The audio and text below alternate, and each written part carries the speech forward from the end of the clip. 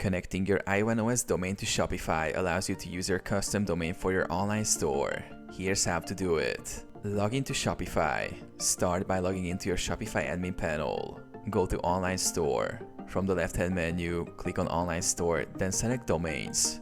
Connect existing domain. Click on Connect existing domain. Enter your IONOS domain and click Next. Access IONOS account. Log into your IONOS account in a separate browser tab.